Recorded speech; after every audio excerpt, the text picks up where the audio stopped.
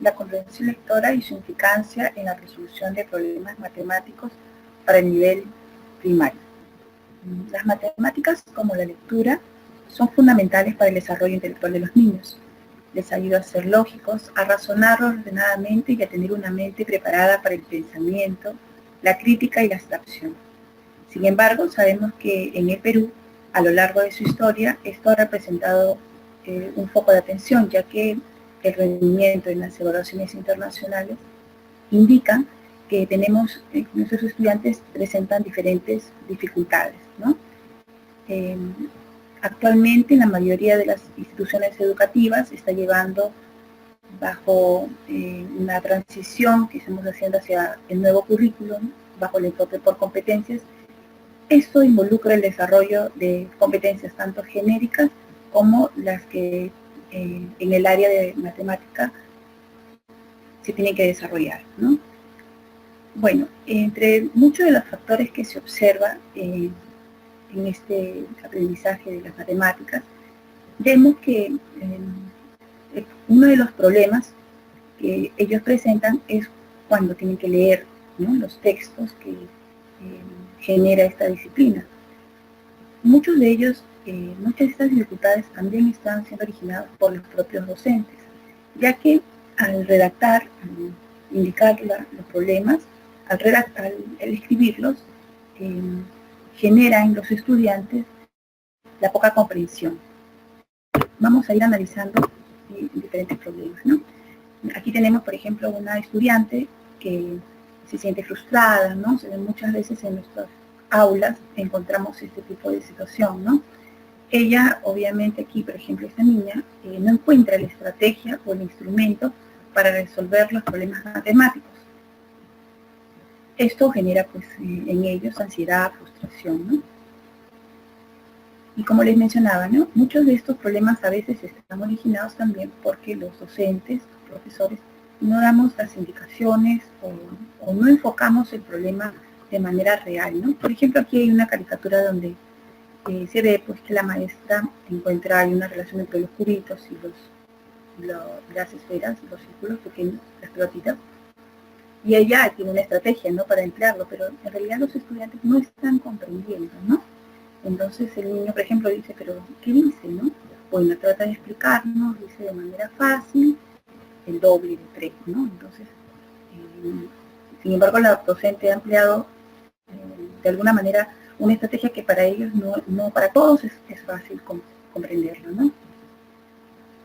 Bueno, entonces uno de los grandes problemas que hemos encontrado en las investigaciones realizadas es que los estudiantes no dan este primer salto, ¿no?, el de la lectura inteligente, es decir, la comprensión cabal, profunda, del enunciado del problema. Entonces esto constituye que los estudiantes no comprendan lo que leen, por lo tanto no podrán resolver lo que sigue, ¿no? Podrán darse cuenta de qué estrategia pueden emplear para resolver un problema matemático. Una de las dificultades que vemos es que también al momento de presentar o de motivar a los estudiantes para las matemáticas, para este curso en particular, tendemos a ser aburridos, ¿no? Hay una doctora en matemáticas que es una española, ella dice, ¿no?, que hay que para enseñar hay que ser sexy para todo, ¿no? Es decir, para las matemáticas hay que tener mucha emoción, mucha empatía con los estudiantes. Se debe divulgar estas ciencias de manera que conecten mucho con las emociones de los estudiantes, ¿no? Y aquí las neurociencias obviamente nos ofrecen muchas luces al respecto, ¿no?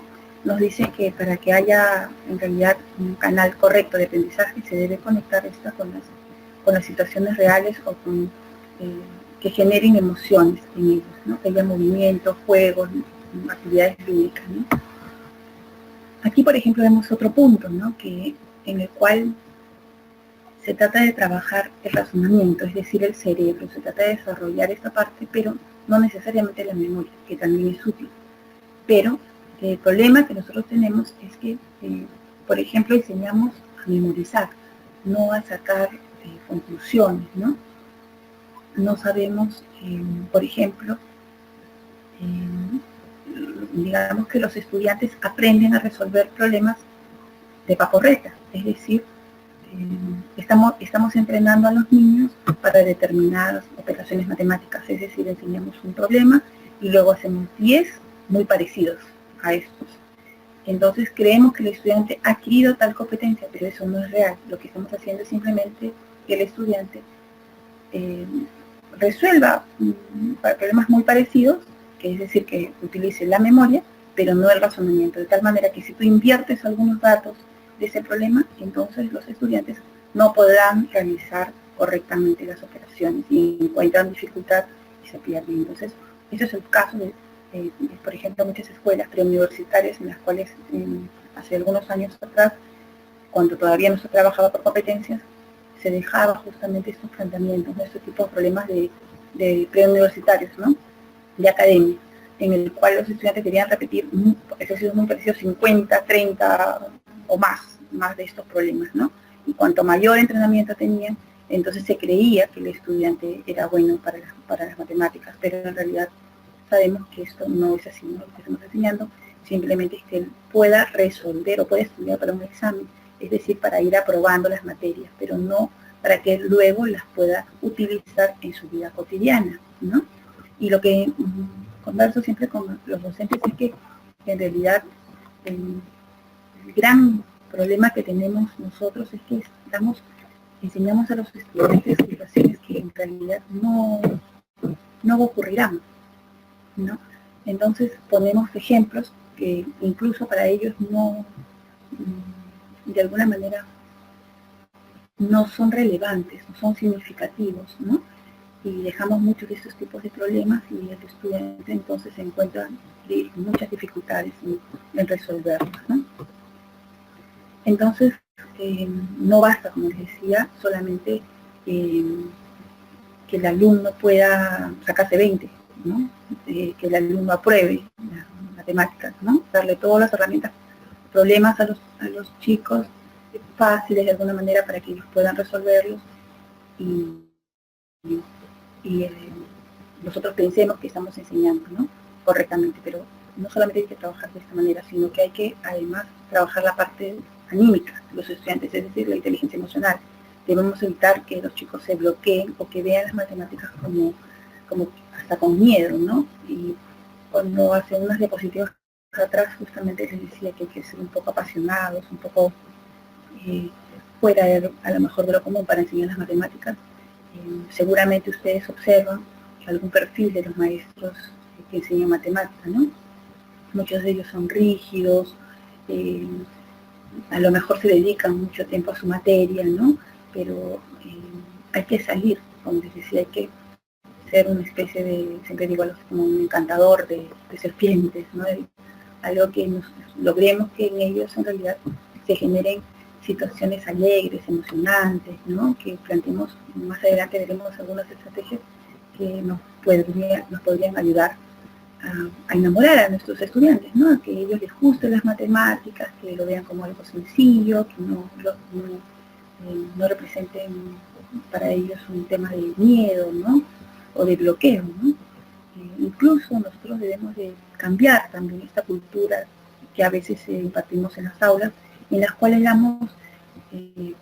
hacemos prevalecer la participación de los niños que siempre tienen la respuesta correcta, ¿no? Hay que enseñarles a los niños a equivocarse, ¿no? Hay que enseñarles que el error justamente es la oportunidad para que todos aprendan, ¿no?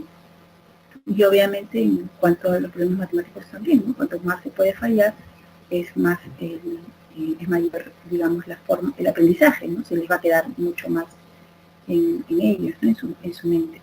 Entonces, uno debe de generar en los estudiantes, como está aquí ustedes pueden observar en esta imagen, debemos de lograr que ellos encuentren satisfacción al resolver un problema y que además se sientan ellos orgullosos, ¿no? Y que sientan que ellos pueden o que son buenos para los números también, tanto como para las letras, ¿no? Vamos a ver entonces qué otras formas podemos ver las matemáticas, qué otra forma ¿De qué otra manera se puede aprender? Bueno, aquí vemos también en una caricatura unos alumnos un estudiante que está indicando cómo debe de comportarse con cada uno de los maestros, ¿no? Y es que ellos obviamente saben y ellos no esconden que también existe un problema de formación de algunos maestros, ¿no?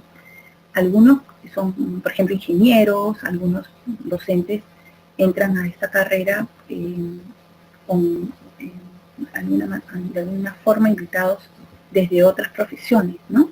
Pero la pedagogía es un arte, ¿no? Entonces, no siempre, si eres un buen ingeniero o si eres un buen profesional, podrás ser un buen maestro, ¿no? Esto también ocurre con la lectura. Si uno no disfruta la lectura, si uno no es un gran lector o apasionado, tampoco podremos emocionar a otra persona para que lea. Entonces, el primer paso que se tiene que dar debe partir desde el maestro. Él debe ser el primero en enamorarse de los cursos que dicta y además darlo con pasión, ¿no? Entre muchos de los problemas, entre muchas de las estrategias que vamos a ver en este taller, vamos a tratarlos obviamente desde el punto de la lectura, ¿no? Entonces vamos aquí algunas recomendaciones de algunos libros que ustedes pueden a lo mejor revisar y unir estas dos áreas, ¿no? Bueno, aquí es un poco también la reflexión de los niños, ¿no? De todo lo que ellos saben. Ellos ven la vida así, ¿no? Como saltar, dibujar, jugar, construir, ¿no? Etcétera, todas las cosas que los niños hacen. Sin embargo, nosotros siempre los docentes empleamos términos, por ejemplo, un sumando, ¿no? Qué sé yo, el sustraendo, el minuendo, términos que muchas veces para ellos no son, de alguna manera, no son fáciles de comprender, ¿no? Porque esto requiere una abstracción de la mente, ¿no? Y hay que recordar que a qué edad los niños empiezan ese tipo de abstracciones.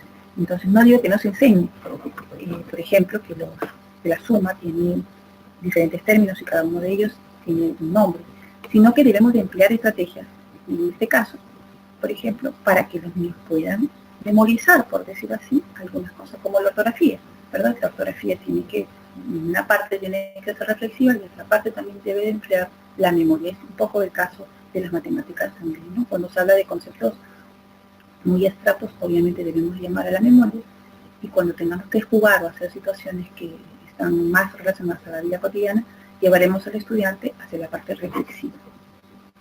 Y aquí, como les decía, algunos libros, no solamente para los niños, los chicos, por ejemplo, Método en las Matemáticas, es un libro desde el punto de vista de una niña que obviamente encuentra en los números una gran frustración, ¿no? Desde que está en la escuela y ella es consciente de que no le gustan las matemáticas, ¿no? Y es un libro que en realidad muchos de los niños que no les gustan las matemáticas se van a sentir identificados, pero la misma autora, luego de llevar a diversas situaciones, va a hacer este tránsito, ¿no? De cómo poder ver las matemáticas en todo lo que nos rodea, y va a involucrar a la niña en este gusto, en este placer que tiene por los números, ¿no?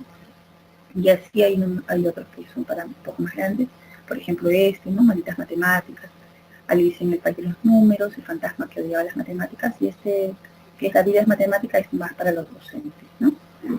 Y así en muchas otras situaciones, seguramente ustedes han escuchado esta historia del libro también del hombre que calculaba, ¿no? Que hay muchos relatos que en realidad son problemas matemáticos, ¿no? Que uno de hecho necesita siempre a la mano un lápiz, un papel para comprobar que los datos nos van narrando, ¿no? Bueno, entonces en esta parte abordaremos lo que ustedes necesitan, que justamente son las estrategias directamente, ¿no? Bueno, aquí voy a avanzar un poco y luego voy a retroceder, ¿ya? Aquí, en cuanto a las estrategias, voy a empezar por la primera, por ejemplo, la motivación, ¿no? Que nosotros debemos de transmitirles justamente esta actitud positiva, ¿no? Se debe tener en cuenta que ahora hay nuevos métodos para enseñar matemáticas que son totalmente diferentes a los que nosotros usábamos cuando íbamos a la escuela, ¿no? Algunos niños piensan, por ejemplo, que las matemáticas son para genios, ¿no? Algunos no ven la importancia que tienen el saber matemático para desenvolverse en la vida. Los maestros o padres a veces tampoco utilizan los medios que ellos tienen cotidianamente para acercar a los niños a las materias, ¿no? O que se interesen por esa materia. Por ejemplo, muchos de ellos no los llevan al mercado, no hacen pequeñas operaciones, incluso no saben ir a comprar o no saben qué cantidad tienen que recibir de vuelta. Eso lo pueden observar ustedes en muchos de los kioscos, ¿no? Algunos niños les regalan su dinero porque no saben si tienen que darles vuelta. Entonces, más adelante yo les planteaba también acerca de la organización del aula, que a mí me parece importante también, ¿no? Para que en realidad el maestro pueda ayudar a los estudiantes a que resuelvan problemas, debemos de tener en cuenta cómo organizamos el aula de clases. Por ejemplo, tenemos varias, como les decía separate en la página 11, también van a encontrar esto que está bien explicado, ¿no? Podemos formar, por ejemplo, un gran grupo que estamos con todos los alumnos. Ellos pueden ir aportando su granito de arena para llegar a la solución del problema y así todos podrían generar un ambiente positivo, ¿no? También se puede trabajar por parejas, ¿no? Ya que aquí, por ejemplo, cuando hay problemas de lectura, un compañero le puede leer al otro y pueden darse cuenta si es que alguno no está respetando, por ejemplo, los puntos, las comas o no se está comprendiendo. Entonces, siempre estos compañeros, obviamente estas parejas tienen que ser formadas por el docente, ¿no? Entre un niño que sabe y de repente otro que puede ayudar a otro niño que sabe menos, ¿no? Y por último, siempre debemos abordar los problemas que individualmente, es decir, nos podemos comprobar si el aprendizaje existe si es que no hacemos que cada estudiante pueda resolver los problemas de manera individual, ¿no? Entonces, ahí les ponía algunas recomendaciones, ¿no? Que se tiene que trabajar, sobre todo en la organización, ¿no? Tener los materiales listos, preparados, ¿no? Para que los estudiantes puedan desenvolverse correctamente, ¿no? Y bueno, ahí vamos a empezar entonces con las estrategias, ¿no? Vamos a empezar por el método Polya, ¿no? Aquí está. En este método Polya, ustedes también de repente algunos lo conocen, es un método que se está siendo bastante usado por los maestros, en el cual este método nos ofrece 4 pasos, ¿no? Que nos hace mirar de manera primero global el problema, es decir, en el paso 1 se comprende, se entiende bien el problema, en un segundo paso se configura el plan, en un tercer paso se ejecuta y se resuelve el problema, y en un cuarto paso se revisa y se comprueba la solución, ¿no? Aquí, este paso de método Polya es útil para nosotros en el primero, por ejemplo, cuando tenemos que comprender primero qué estrategias podemos usar. Primero, que el estudiante debe leer bien, si no conoce el significado de una palabra, debe buscarla en el diccionario, ¿no? Etcétera, puede preguntar. Si fuera necesario, debe leer varias veces, debe subrayar, por ejemplo, los datos, ¿no? Aquí, por ejemplo, ¿no? ¿Qué sabemos, qué conocemos? La pregunta, ¿qué te piden, qué queremos averiguar? ¿No? Entonces, en este caso, es una buena estrategia, ¿no? Para que podamos ayudar a los estudiantes a que, igual que la lectura, y nosotros hacemos subrayado de personajes, de lugares o elementos que son las ideas principales, por ejemplo, aquí, para la comprensión de los problemas, también es útil. Después, en el paso número 2 de Polya, nos dice que ejecutemos un plan, ¿no? Aquí debemos escribir los datos del problema, ¿no? Aquí podemos hacer dibujos, por ejemplo, en esta parte, ¿no? Diagramas, dependiendo del grado de los estudiantes. Hablamos de diagramas como son un profesorado, ¿no? Y de dibujos, de datos, por ejemplo, ¿no? Datos más pequeños, ¿no? Aquí también alguna estrategia que se emplea para la comunicación, cuando nosotros enseñamos el área de lectura, comunicación de lectura, justamente, hacemos también esto, ¿no? Hacemos que el estudiante identifique los datos resaltantes, ¿no? Como les ponía, en su momento les hablaba de que es importante que ellos sepan, se imaginen en qué lugar está pasando, en qué tiempo, ¿no? Quiénes son los que están interviniendo cuento, en la historia, en la lectura, para que ellos encuentren obviamente el problema y luego la solución que le pueden dar. Aquí ya, por ejemplo, en el cuarto paso que nosotros hacemos es verificar netamente los resultados, ¿no? Se vuelve a leer el problema, se comprueba, ¿no? Se repasa la operación, se verifican los resultados, etcétera, ¿no? Por ejemplo, como les decía, esta parte también está asociada a la parte de la lectura, ¿no? Cuando nosotros, por ejemplo, tratamos de voltearlo, tratamos de leer el enunciado de manera inversa, ¿no? Con los datos que ya hemos comprobado, que ya hemos obtenido, ¿no? De esta manera podemos ver si efectivamente el resultado cumple con las condiciones del problema, ¿no? Es decir, comprobamos el resultado. Aquí hay otras estrategias que están ligadas netamente a la parte, como les mencionaba, a la parte de la lectura, ¿no? Que son muy parecidas a las que nosotros empleamos. Por ejemplo, tenemos aquí el tachar el enunciado de un problema. Y es que a veces, como ya hace un momento les mencionaba, los docentes tendemos a redactar problemas muy largos, muy extensos, ¿no? A veces complicados. Y muchas veces están llenos de datos que son innecesarios. Vamos a mirar un ejemplo. Dice, María tiene en su cartuchera 3 lapiceros, 10 plumones, un lápiz, bueno, etcétera. Regala a su compañero Antonio uno de los lapiceros, cuántos lapiceros tiene en su cartuchera. Y los datos que son innecesarios es, por ejemplo, María tiene en su cartuchera, no es necesario, ¿no? María tiene 3 lapiceros. Y como no me preguntan sino cuántos lapiceros hay en su cartuchera, entonces debemos de tachar los datos innecesarios que son 10 plumones, un lápiz, etcétera, todos los demás, ¿no? Luego, otra estrategia también es escribir preguntas simples cuyas respuestas exijan la utilización de los datos del problema. Por ejemplo, ¿no? Juan y su hermana van al kiosco de la esquina con una moneda, una bolsa de papas cuesta 50 céntimos, un caramelo 30 céntimos y un chicle 25. Juan ha comprado una bolsa de papas y los caramelos, Nadia una bolsa de papas, un caramelo y un chicle, ¿no? Es decir, de alguna manera no podemos utilizar los datos que nos están dando, ¿no? Podemos volver incluso, más adelante vamos a ver, podemos volver a redactar incluso el problema ordenando estos datos, ¿no? También otra estrategia es escribir el dato que falta en enunciados incompletos, ¿no? Aquí, por ejemplo, para el día de su cumpleaños quiero regalarle a mi madre pasteles. Si cada pastel cuesta 90 céntimos, ¿cuánto me devolverán si entrego 20 soles para pagar? Bueno, aquí hay un dato que no se ha tomado en cuenta, ¿no? Que es la cantidad de pasteles, por ejemplo, ¿no? Quiero regalarle a mi madre pasteles, pero no está indicado la cantidad. Entonces ahí podríamos escribir estos datos que nos faltan, ¿no?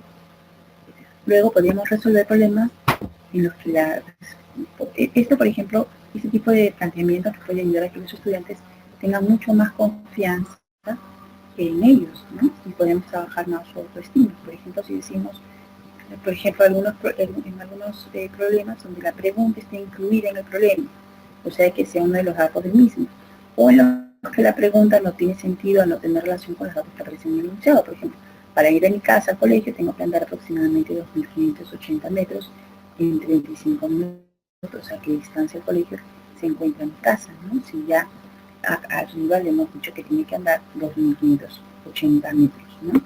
Entonces, de esta manera, de repente, a manera de juego, podemos empezar que los niños tengan, al tener ya todos los datos completos, incluso la respuesta, ellos pueden identificarla de manera más fácil, ¿no? De repente, una manera que ellos puedan comprender mejor es decir, María es menor que Luis. Otro ejemplo, Pepe es menor que Joaquín, no podemos cambiarlo, ¿no? ¿Quién es mayor que Pepe, ¿no? Y etcétera.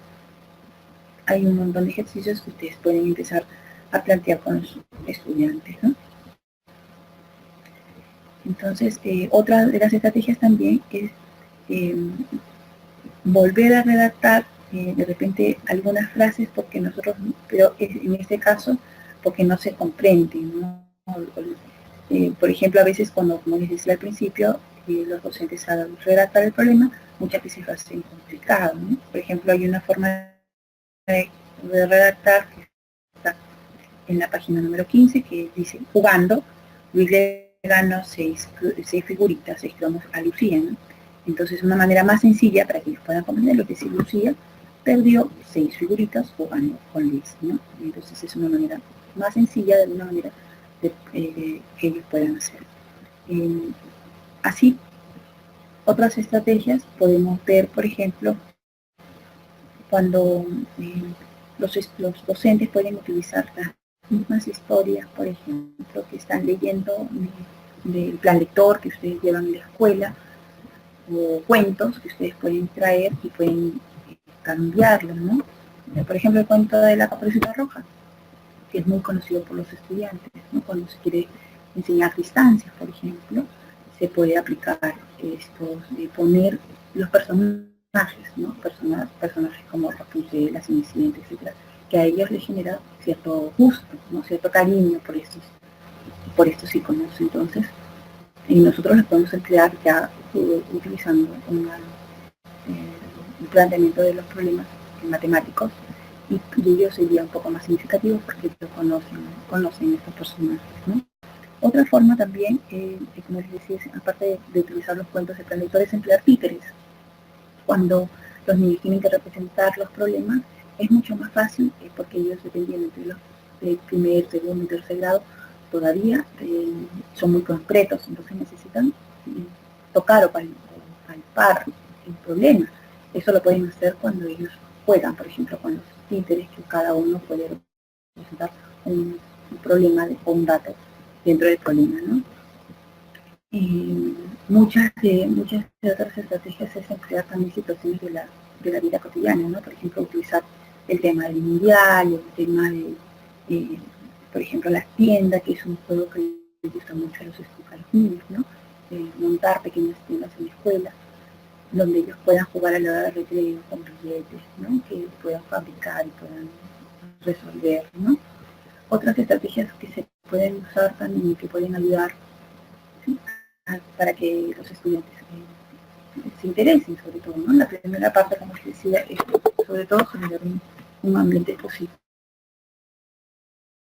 para los niños, que ellos quieran empezar por allí jugando con las matemáticas y ya luego uno puede ir subiendo los niveles, ¿no? Subiendo la complejidad de los problemas, ¿no? Aquí hay un autor, un investigador que es un neurocientífico, que se llama Diane Stanley, un francés, que él dice claramente que en libros relacionados con el cerebro lector, el cerebro matemático, él plantea, ¿no?, desde el punto de vista de las neurociencias, que es necesario que nosotros trabajemos con materiales concretos, que tengamos actividades lúdicas, ¿no?, que se generen la manipulación de materiales, que seguramente esto ya nosotros lo conocemos, ¿no? Pero antes de empezar llenando, por ejemplo, haciendo que los estudiantes tienen fichas donde ven pues sumas o cantidades de restos o multiplicaciones, es importante que primero se planteen los materiales concretos, ¿no? Este es el caso, por ejemplo, yo les como ejemplo, hay una cajita que se prepara de una manera muy sencilla. Ustedes pueden buscarlo en internet, en un tutorial, o pueden ver muchos de estos formas de hacer. Se llama la cajita Mackinder, que sirve para que los chicos, es como una gran calculadora donde ellos pueden jugar también, ¿no? A partir de un problema pueden concretizar más la parte matemática, ¿no? La parte de la operación, ¿no?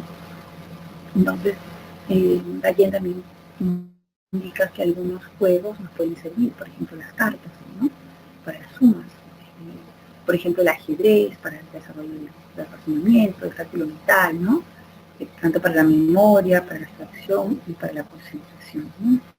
Entonces, maestros, de hecho que he tratado de contarles algunas estrategias sencillas. En realidad el potencial lo tienen todos y cada uno de ustedes.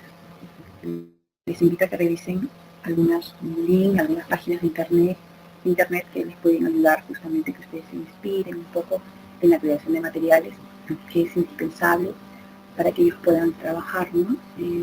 Uno de estos